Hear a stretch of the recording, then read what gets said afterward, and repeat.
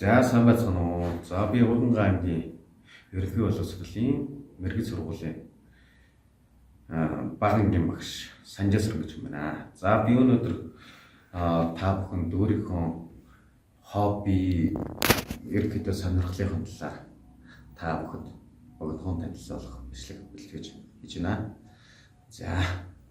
За энэ малгаанаас эхлээд ерөнхийдөө танилцуулах юм бол энэ л одоо Монгол үндэсний шагаан албаны юм Монгол улсын дархан мэргээн цолтооны малгай байгаа. За энэ маань болохоор одоо би өөрөө үндэсний шагаан албаа спортоор 2009 оны үеэс эхэлж хичээлсэн байгаа. За ингээд энэ малгай гэх юм бол одоо ингээд залаан дээр ингээд өрийн зураг байгаа. Улсын аврагт мөнх хүрэлт медаль 3 удаа авсан, алтан медаль 1 удаа авсан, улсын авраг наадам нийлээд гэсэн. За ингээд жанжин малгайны маань юу гэх юм бол одоо бэлэгдэл гэх юм бол одоо ингээд дөрвөн талтай байгаа халах дөрвөн аймгийн ингээд энэ 4 5 тал нь болохоор шав 5 аймаг халах дөрвөн аймаг шав 5 аймаг маань одоо ингээд эвлэрээд яг ингээд очир цангалаа буюу шиг хамгийн бат бөх гэж нэрлэгддэг очир цангалаа шиг ив нэгдэлтэй байхыг бэлгшээж хийсэн малгай жанжин малгайны маань түүх соёлын юм байна. За мэдээж миний хувьд бол одоо шагаан арванаас гадна за одоо бас үндэсний бас бичиг соёлынхаа хувьд бол ерөнхийдөө үндэсний бичгээрээ бас ерөнхийдөө хичээлж үндэсний гэсэн зүйлүүдэд ерөнхийдөө бас илүү их төлөвлөгөө сонирхолтой байгаа. За тэгээд одоо би одоо энэ үндэснийхээ бичиг буюу биеийн бичгээр каллиграфаар бичдэг байгаа. За одоо та бүхэндээ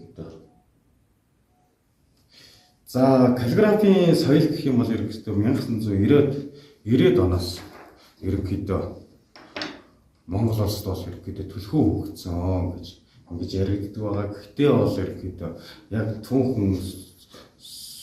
түүхээ яг судлаад үзэх юм бол бас инженашийн хэлсэн үг байдаг шүү дээ. Хүмүүний сэтгэлийг хөлгөж бас хөндлөн мэрийг хөшгөн хичээр юу вэ? Ерөнхийдөө каллиграф гэдэг нь бас маш их сэтгэлийн бас хөдөлгөөнд нөр бас тийм ээ. Хүмүүсийн сэтгэлийг бас их хөдөлгдөг бас тийм урлагийн нэг соёл байгаа. За тэгээд би энэ дээр нэг яг нэг энэ бэлгэцтэй нэг бичвэр бичээд та бүхэндээ нэг сонирхуулъя гэж бодож байна. За нэг ганцхан бичвэр бичих юм шиг байна. Жижигхэн янтаатай амрыг гэсэн байгаа шүү.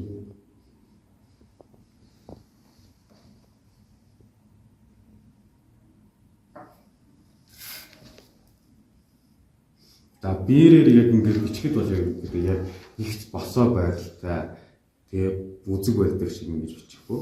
Үзгээр бол ингээд ингээ байцдаг шээ. Тэгэхгүйгээр яг их босоо байралтай болж бичдэг гэсэн үг яг их босоо байралтай.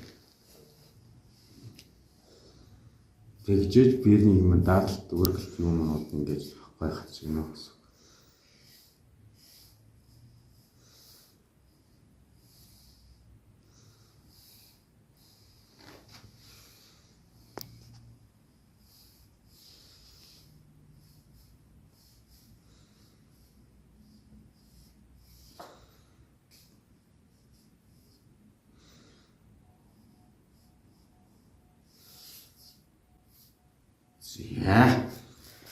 За энд одоо та бүхнийг тэгээд аз жаргалтай юм байхыг өрөөгөө аз жаргал гэдэг гэж сонирхолтой.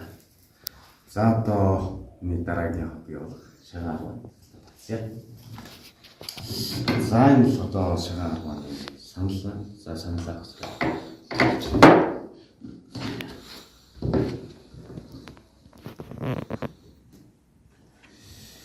За энэ шагаан сандал гэж. За энэ л хашлах юм. За энэ хашлах гэсэн нь халуун орны үнэт модоор хийдэг. За энэ болохоор могоо мод гэж нэрлэгддэг юм одоо наа. За энэ болохоор шагаан арваны сум. За сумлуугаас дугуйн өрийн унсан таваа гэдэг. За тэгээд Энэ хурууны болт байна. За шагаа яг ингээд хуруугаар ахаар гулах, халтрах, алдаа гарах эслээс нөлөөлнө. За тэгээд тэгээд энэ за би тэгээд одоо сум тавьчих зүйлээ байна. Энэ болохоор юуны тоглолтын зориулалттай биш, бэлтгэлийн зориулалттай юм. Сургалтын гэх юм уу да. Энэ жижигхэн бэлтгэлийн зориулалттай зурхаа байгаа. За энэ зурхаа хөргөө авсан ингээд хэлдэг.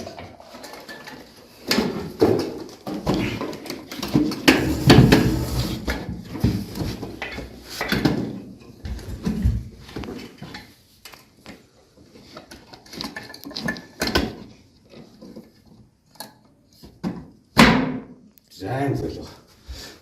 За шагаа арбаны маань үндсэн хав. За бол ерөнхийдөө 6 зоох зай өөрөө хүн маань өөр суух зайтайгаар нийлээд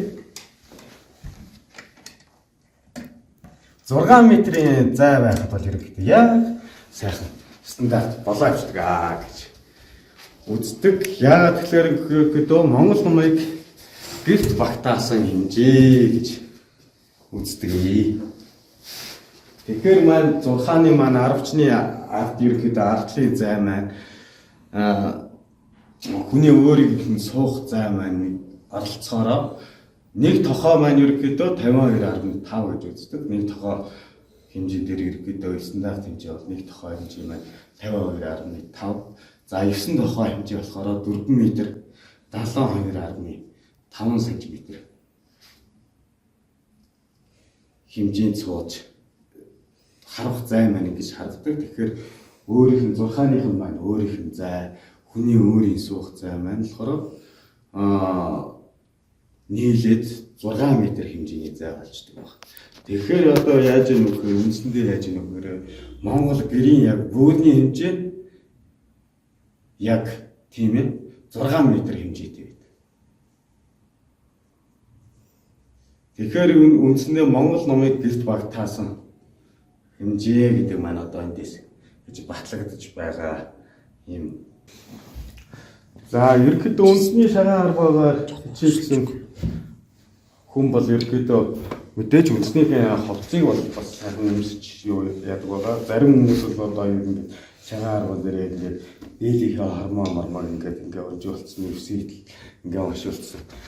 Онжуулсан байгаа бас муухай харагддаг. За тийм учраас нэг үндэсний шагаан арбаач юм да.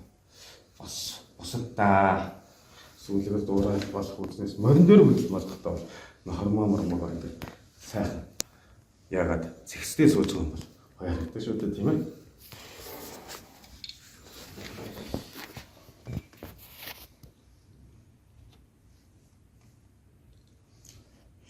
За яг ингээд шагаар хутвал яг ингээд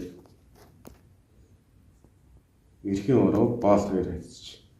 Яг үн дээрээс өнөө үлддэг байгаа.